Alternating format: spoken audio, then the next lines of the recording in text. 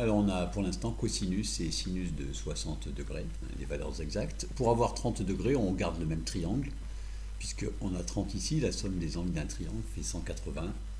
Donc ici il reste 30. Et on calcule le cosinus de 30, de l'angle ACD, ici.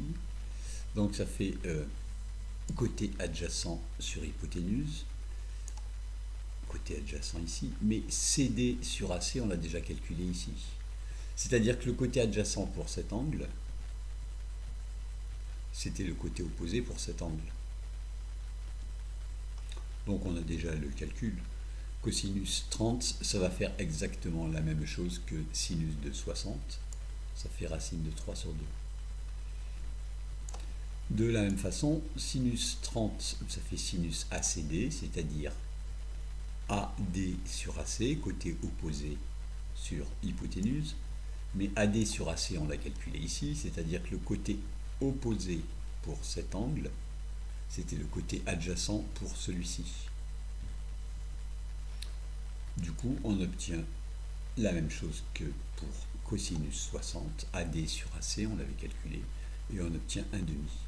On a déjà ainsi 4 formules.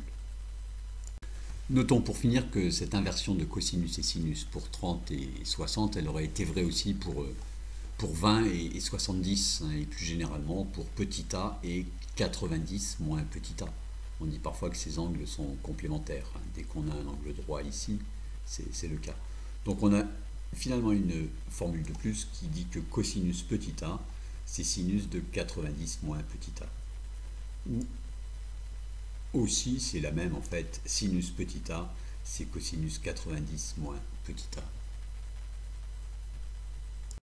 Pour le cosinus et le sinus d'un angle de 45 degrés, on va aller un peu plus vite. Alors pour avoir un angle de 45 degrés, on trace un triangle rectangle isocèle, comme ceci. Et on écrit Pythagore dans ce triangle, pour avoir la longueur de l'hypoténuse. AC carré égale 2 fois A au carré, ce qui donne AC égale racine de 2 A carré, c'est-à-dire racine de 2 fois racine de A carré, c'est-à-dire petit a. Petit a est positif.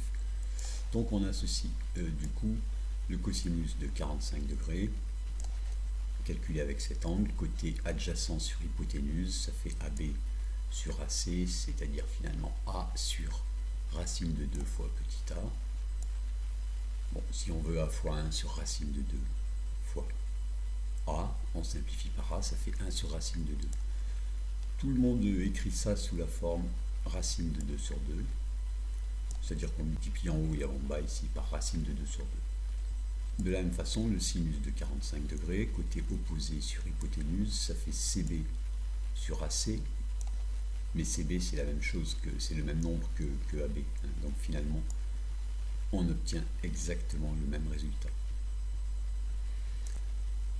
Et on peut remarquer donc ici qu'on a la même valeur pour cosinus et sinus de 45. Ce n'est qu'un cas particulier de cette formule qu'on avait vue. Si vous prenez ici A égale 45, 90 moins 45, ça fera 45. Donc on retrouve bien que cosinus 45 égale sinus 45 en degrés.